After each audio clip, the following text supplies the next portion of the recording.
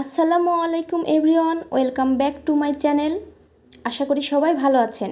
আজকে আমি আপনাদের সহজ পদ্ধতিতে রসমালাই তৈরি করে দেখাবো এবং অনেকগুলো টিপস শেয়ার করব একদম পারফেক্ট রসমালাই তৈরির জন্য। যার জন্য আমি নিয়েছি গুঁড়া দুধে আমি দিয়ে দিলাম 1 চা চামচ ঘি। আমি 1 কাপের মতো গুঁড়া দুধ নিয়েছি, আপনারা আপনাদের প্রয়োজন অনুযায়ী নেবেন। এবং হাফ চা চামচ বেকিং পাউডার। এখন এগুলো খুব ভালোভাবে মাখিয়ে নেব।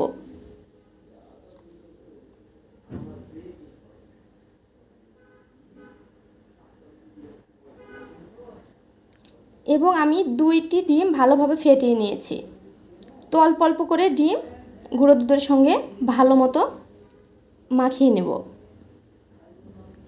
খুব সফট একটা ডো তৈরি করে নিতে হবে, একদম শক্ত ডো তৈরি করা যাবে না, তাহলে রসমালাইয়ের শেপগুলোর গায়েও ফাটল দেখা দিবে এবং শিরাতে দেওয়ার সঙ্গে সঙ্গে তা ফেটে যাবে।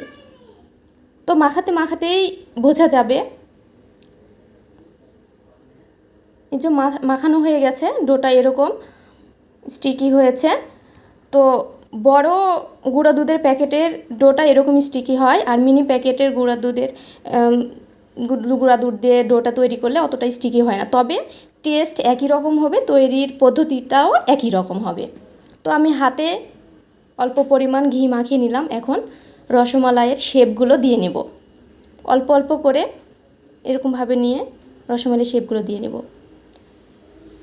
ডোটা তৈরি করার পরে 5 থেকে 7 মিনিট রেস্টে রেখে দিলে এটার আঠালো ভাব চলে যাবে, অনেক সফট হয়ে আসবে, তখন রসমালাইয়ের শেপগুলো দিতে অনেক সুবিধা হবে।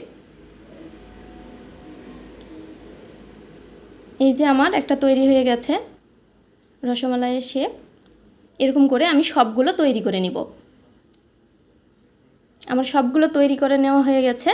এখন মালাই তৈরি করে নিব। তবে গুঁড়ো দুধ ফুল ক্রিম মিল্ক হতে হবে, যেই ব্র্যান্ডেরই হোক না কেন টেস্টটা একই রকম হবে। তো আমি এখানে লিকুইড দুধ নিয়েছি। 1 কাপের মতো আমি গুঁড়া দুধ নিয়েছিলাম, যার কারণে আমি লিকুইড দুধ 6 কাপের মতো দিয়েছি। এখানে আমি 3টা এলাচ দিয়ে দিলাম। তো একটা বলক আসা মাত্রই আমি সবগুলো মালাইয়ের মধ্যে দিয়ে দেব। দুধটা বেশি ঘন করা যাবে না, তাহলে মালাইগুলো ফুলবে না। এই পর্যায়ে চুলার আঁচ মিডিয়াম টু লোয়ে থাকবে। তো কড়াইয়ের হাতল ধরে একটু হালকাভাবে দুলিয়ে নিলাম। এখন ঢাকনাতে ঢেকে 5 মিনিট জাল করে নিব। 5 মিনিট পরে দেখেন রসমালাইগুলো ফুলে টইটুম্বুর হয়ে গেছে।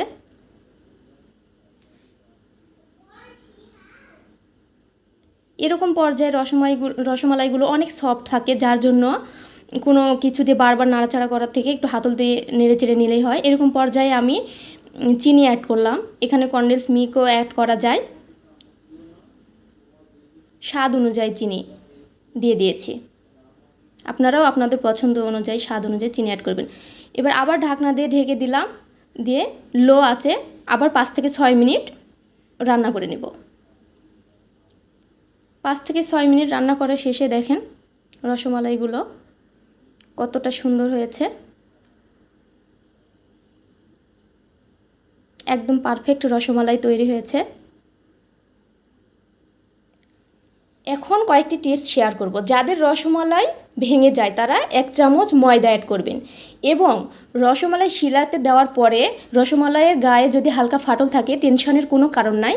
রসমালাইগুলো ঠান্ডা হওয়ার পরে রসমালাইয়ের শেপগুলো এমনি টাইট হয়ে আসবে।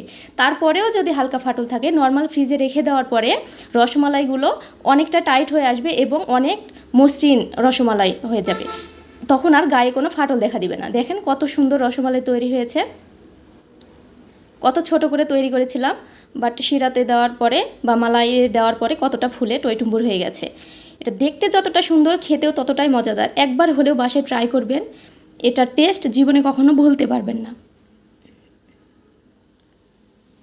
আমার ভিডিওটি ভালো লাগলে অবশ্যই আমার চ্যানেলটি সাবস্ক্রাইব করবেন, একটা অবশ্যই লাইক দিবেন। আপনাদের একটি লাইক আমার কাছে অনেক গুরুত্বপূর্ণ। পাশে থাকা বেল বাটনটি অবশ্যই প্রেস করে রাখবেন আমার পরবর্তী ভিডিওটি পাওয়ার জন্য। তো একটা কেটে দেখাচ্ছি, দেখেন কতটা সফট হয়েছে, মুখে দেওয়ার সঙ্গে সঙ্গে মিলিয়ে যাবে। দোকানের থেকেও অনেক টেস্ট। তো আমি যেসব টিপস দিয়েছি এবং যেভাবে রসমালাই তৈরি করেছি, আপনারা হুবহু এভাবে তৈরি করলে অবশ্যই নিরাশ হবেন না।